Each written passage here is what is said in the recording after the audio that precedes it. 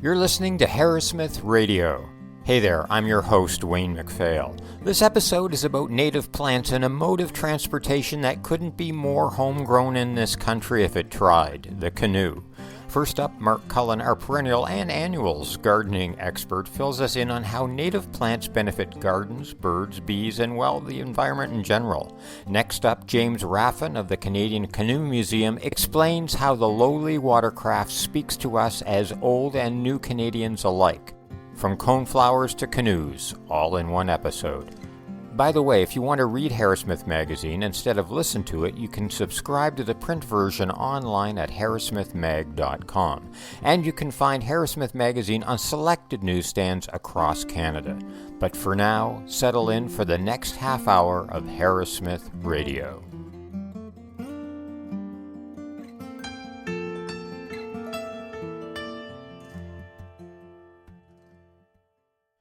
Mark Cullen has been a fan of native plants for years now. They're a favorite of indigenous birds and pollinator species, take advantage of local conditions, and help keep ecosystems in check. He chatted with me about some of his favorite native species. Here's that conversation. Mark, thanks very much for joining us. We're going to be talking about native species today, native plants. And I thought that we could start off by what seems like a really simple question, but often simple questions aren't that simple once you get the answer. What do you consider to be a native species? Well, simply put, Wayne, a native plant species is one that existed here in North America, Canada, if you like, before the Europeans arrived. So it was here 500 years ago, and its existence was unaltered by the hand of man. That would be a native species. Understanding that even native species evolve, right? So let's say that we had never influenced the natural evolution of native species in Canada over the last 500 years. There's no doubt that they would have evolved. How precisely, of course, we'll never know, because we didn't live that history. We changed history. One of the things that you've written about is the idea, which I thought was a really interesting idea, that not all native species are created equal. Can you explain what you mean by that? Well, we mean a few things, but first of all, we mean that native species, broadly speaking, may be plants that existed in Canada before the Europeans arrived, but native species in your region could be very different from those in another region of Canada. So depending on where your listener actually lives, let's say they're in the Maritimes, they would have a list of native species to the Canadian Maritimes that would look very different from, say, a list on the prairies, or for that matter, coastal British Columbia and lower mainland British Columbia. And let me back up just a sec, because that really brings up another question, that if we have settlers coming and there are these native species in different ways in different parts of the country, and I assume that those native species are habituated to the environment, then why didn't the settlers that came here just grow those rather than trying to grow something that was from somewhere else?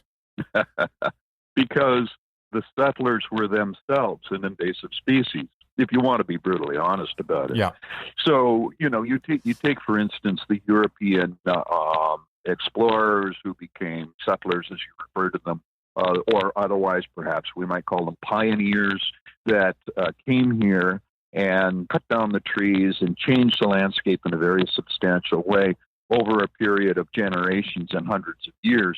And now we have a very different Canadian landscape from what we had. The original prairie grasslands, for instance, are substantially gone. I believe the number's about 96% of the original prairie grassland has been converted into agricultural land and other things.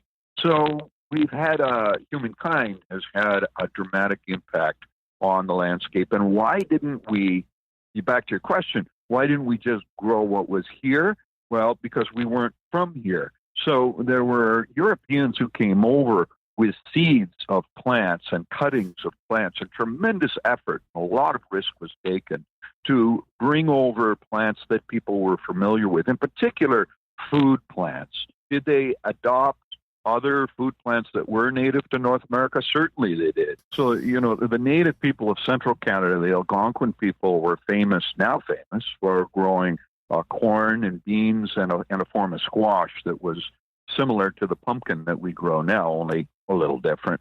And the funny thing is, about all three of those species, they were technically imported to the northern half of North America from the southern half of North America by a variety of native tribes or nations, if you like, over a period of time. In other words, none of those plants were actually native to Canada, but they were native to North America, and they became very popular agricultural crop for native people before Europeans arrived. So let's talk a little bit about indigenous people and the plants that they would have grown apart from the ones that you've mentioned. What other ones would they have considered native, and what would they have grown them for, and what did they do with them? Well, a lot of them weren't grown the way we think of it, because we're steeped in an agricultural culture here in North America. Most Canadians think of food as something that is cultivated, but there were huge food crops that existed here that were native and existed because nature provided them. Blueberries, for instance.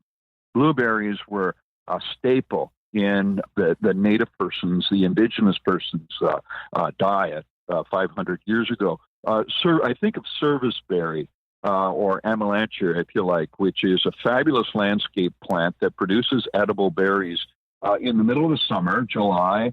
And if you leave them, like I do, because I don't actually eat them, then the cedar waxwings arrive and they make a meal out of them, and I get entertainment out of it. Right. But a lot of people still harvest serviceberry, or if you like on the prairie, Saskatoonberry, a native. There are wild raspberries, as you probably know, and wild strawberries.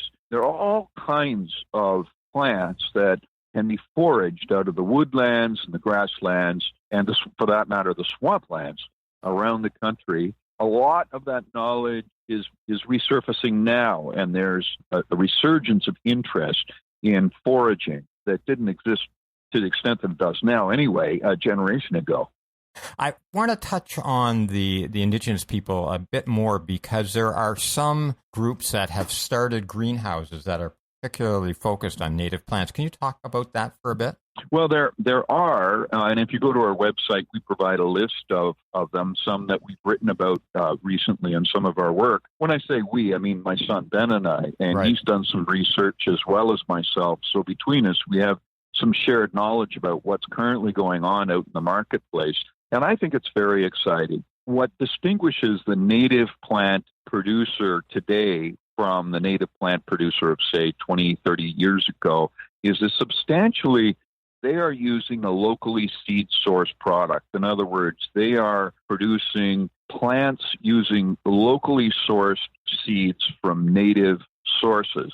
So take a tree, for an example. Take a white pine, right? Ontario's official tree. A locally seed-sourced white pine would have that nursery would have sourced their seeds from local native pine, and they would be growing their pine stalk, their young seedlings, from the seeds of those local pines. This is being done to a much greater degree than ever before, because there's suddenly a greater realization through science and an appreciation generally that those plants that are locally seed sourced and then not shipped across the country but sold rather locally perform better and are better for the environment. And necessarily if you've got something that is indigenous to a Carolinian forest, for example, you can't necessarily bring those kinds of plants into your backyard and expect success all the time, right? Well, that's true. Let's face it, especially listeners that live in the urban environment where we've created something really kind of special.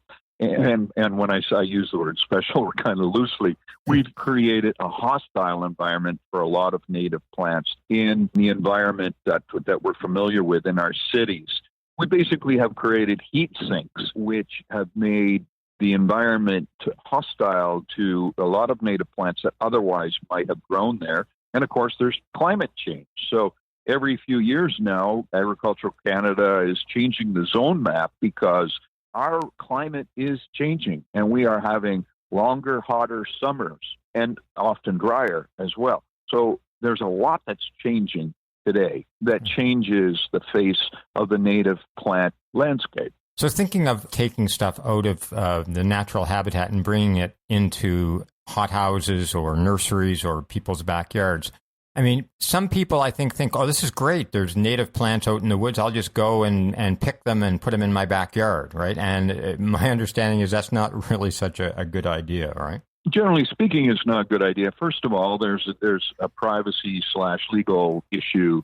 And if you're removing young seedlings from your own real estate, that's one thing. If you're removing them from public property or crown land or a conservation area, then I think that's literally illegal. So there's that to deal with. And then, is it a good idea? Well, let's say you do own some land. In central Canada, a very common thing is the cedar hedge, of course, and the white cedar that we generally use for cedar hedges, not always, but we more than any other cedar species, is the white cedar. That almost always just is dug from a native stand, a natural stand rather, of white cedar and replanted on a person's property. Well, it works very well. I can't argue that that's a bad idea. It's probably a good idea as long as, here's the caveat, as long as you're not negatively impacting on the home where they came from. Right. And you know, there are do's and don'ts to all of that, just like there are do's and don'ts to managing a hardwood woodlot or harvesting firewood. You know, there are things you do that make it reasonably acceptable to do, and then there are rules that you really shouldn't break. You end up damaging the forest itself. So we've talked about indigenous people's nurseries.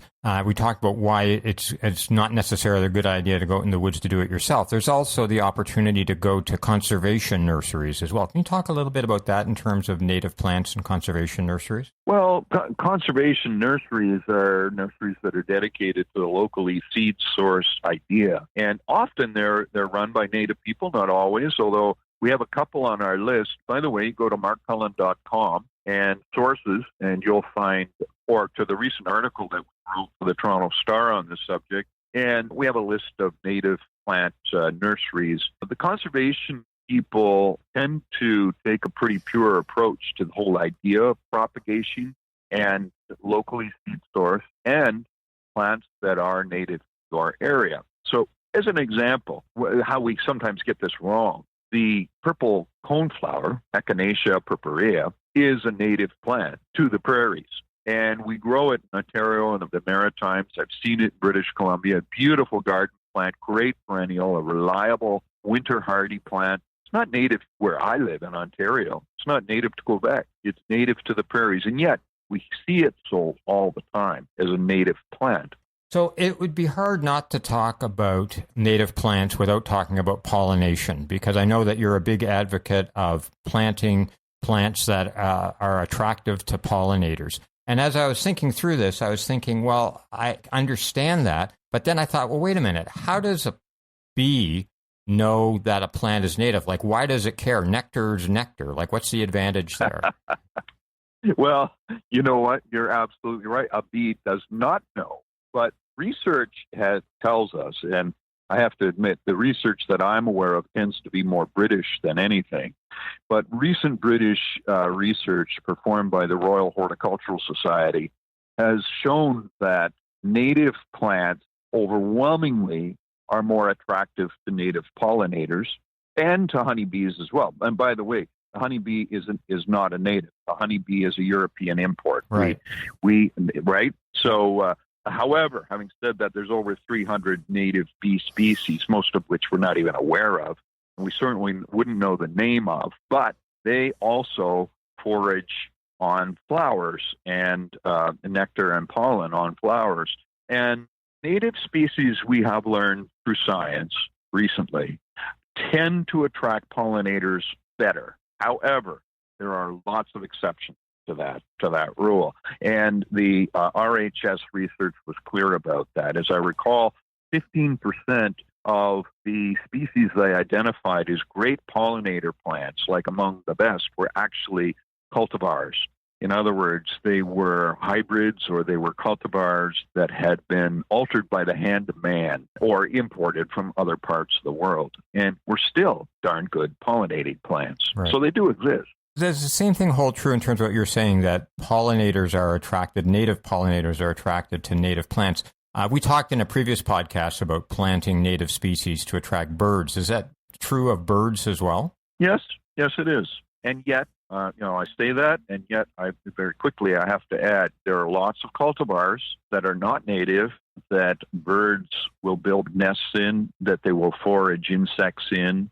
But then again, there are lots that aren't. Can I give you a good example here? Sure. I learned recently in a book that I read that provided evidence that the red oak, the native red oak, attracts a broader spectrum of insects which are foraged by songbirds than any other tree in the landscape.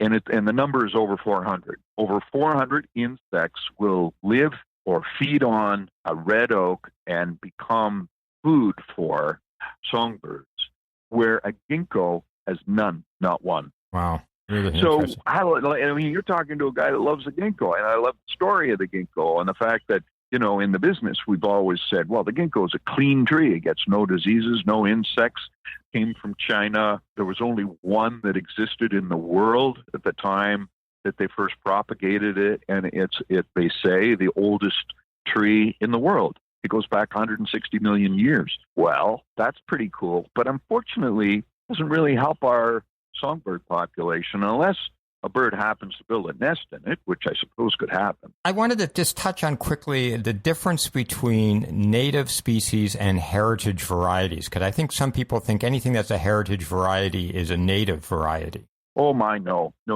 Heritage is a moniker that we attach to plants that have existed for 100 years or more.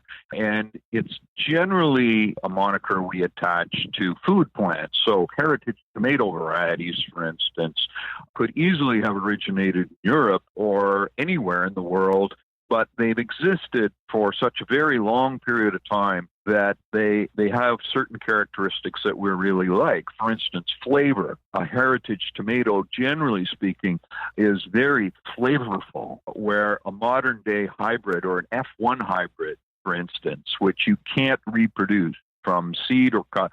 Well, I don't think you can reproduce it from cutting even. You would have to go buy the seed or the seedling from a producer if you were growing an F1 hybrid. My point being, many of the new hybrids don't have the flavor of the heritage varieties. That's the big thing. But they also don't have the disease resistance of the newer varieties. And so we get into a conversation that revolves around production. And the tomato that you buy that was greenhouse grown in southern BC or Ontario's Niagara or Leamington area, those tomatoes are hybrids and a little bit flavorless compared to the ones that you grow in your garden that are heritage varieties. Right. So let's wrap up by just giving folks a sense of some do's and don'ts. If they say, okay, I've listened to this conversation and Mark's right, and he's right about lawn, and Wayne's stupid to think it's a crap thing. Let's talk, give them some advice about how to start with native plants. You could start in a variety of ways. You can start your own seeds, of course, and you don't need a greenhouse to do it. That would be ideal. But if you just have a sunny windowsill, the time to do that would be February, March, April. And of course, we're speaking very broadly of annuals, perennials, trees, shrubs, evergreens. Kind of choose what the native plant is that you want to grow, and then think about the best way to obtain it, either as a finished plant in a 2-gallon pot from a local nursery, or from a specialty nursery that specializes in retailing native plants. But don't be afraid to ask the question, was it grown locally? Is it a native to my local growing region? If I live in zone 6, is it native to zone 6? Or am I pushing the zone here? Oh, no, it's actually only hardy to zone 7, but you can put it in a 6 if you want. There's a hint right there that it's not native to where you live. Right. And so start by thinking about what it is you want to achieve in your garden. That's the best place to start. and then begin exploring sources of the plant material or the plant varieties that you wish to grow in your garden. And if we can help you, then just go to markcullen.com and go to contact us and let us know what you're thinking. Great. We'll see if we can help you. Great. Thanks very much for that help, and thanks for discussing native species with me today, sir. It's a pleasure. I really appreciate this. And Wayne, your questions are excellent. I'm sure there are listeners that have learned a thing or two here, and it's something that Ben and I are very passionate about. Great. Thank you, sir. That was Mark Cullen, who could thrive in any ecosystem. James Raffan, the Director of External Relations for the Canadian Canoe Museum, knows how deep the relationship between Canada and the canoe goes. He's an author, outdoorsman, and collector of Canadian canoe advertising. We talked about why the canoe resonates with so many cultures and how it's a symbol of freedom, exploration, and entrepreneurship. And we touch on ways the museum will use its new building to forge and reforge links to the communities where the canoes came from. Here's our chat about canoes. James, a little while ago, my wife and I were up in Restoule Provincial Park, and I was saying to her, there's nothing more heartwarming and hilarious than seeing new Canadians trying to canoe. And we saw a lot of that in the provincial park. And it really made me think, for Canadians, obviously, we have this sort of ingrained association with canoes as being Canadian.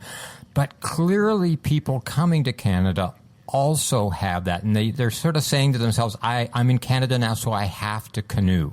There's absolutely no Canadian corner on canoes, if you like. Canadians love canoes in a very particular way. But, quite often people who come from somewhere else are bringing with them canoeing traditions from around the world, whether it's the Pacific Rim or South America or Africa. And the canoe as a vessel with points at both ends and open on the top is a device that they recognize. But it's also, I think, hilarious that you don't have to spend more than 2 seconds opening a magazine or wandering in the halls of an airport, doesn't matter where it is in Canada, before somebody isn't trying to sell you something with the image of a canoe from, health, vigor, youth, whiskey, milk, you name it. Canoes have been used to sell it. And I think it's pretty easy to get to the conclusion that this geography called Canada has the canoe associated with it. And if you scratch at that even a little bit, you realize that this is a nation of rivers and is also a nation of canoes. Right. And it also speaks to exploration, entrepreneurship, getting into the outdoors. There's all sorts of stuff associated with that freedom in terms of travel, mobility, creating businesses, creating markets that is tied up in it as well, right? Yeah, that's an important insight. I mean, anytime anybody in this geography called Canada wanted to communicate or move ideas around and turn to local materials to meet that need, a canoe of some expression resulted from the kayak, and all of the different types of canoes from dugouts in the west to bark in the middle to, and on it goes. And as such, the canoe is kind of a mnemonic for human intention, for technology, for innovation. It really does have a lot of axes or dimensions that tell you quite a bit about not only the geography, but the people who inhabit it. So I want to talk about technology because you guys you've had a canoe museum for decades now, but now you're moving into a new building, hopefully soon. And I want to talk about how you take that historical collection, that wonderful historical collection of canoes you have, and change the visitor experience so that it resonates not only with new immigrants, but also with new technologies that are coming. Well, I think at the core of a sort of rethinking program that we've been involved with for the last 15 years or so is the idea, or it really is built around the question, sure, these craft have stories associated with them, but whose stories are they? And that has led us back in many cases to the places, the communities from which the collection has originated. And that in turn has allowed us to explore something that's quite different from the sort of 19th century Victorian style museum where you put things in a glass case and somebody with white gloves on carefully interprets it in a very academic way. We're actually looking at who the storyteller for a particular craft might be, so that in terms of delivery of program, that means that the diversity or the type of storyteller you might encounter in the museum would be perhaps broader than it has been before, but it also might, as a result of expressions of the canoe stories in digital form, might impel somebody to perhaps go to Gibsons, BC, or go to Curve Lake, or go to Meow-Pukek in Newfoundland to learn about their canoeing traditions firsthand, if you like, outside of the museum. And that totally fits with what we're doing. I mean, we're seeing the museum idea much less as a kind of glass case at the center of something and more as a kind of a hub of an interconnected network of individuals, organizations, communities who know and love the canoe in a contemporary context. So that really ties into, you've been doing a lot of work around reconciliation, and this really sort of speaks to trying to get away from the sort of cultural appropriation of artifacts and getting people to use this as kind of a nexus of their interest in canoes, and then that nexus branches out into the world of canoeing in all sorts of cultures. Absolutely. And the welcome that we have had from some of the communities, many of the communities to which we have returned, has been staggering in a lot of ways in its generosity. It turns out, though, that if you want to go about business in a different way like that you've got to put almost everything on the table, including conventional hurry up and get it done by tomorrow timelines, because some of these, it's about relationship building, and that's not something you can force or catalyze with anything other than time spent together building understandings and common knowledge. That was James Raffan from his tumble home in Peterborough, Ontario.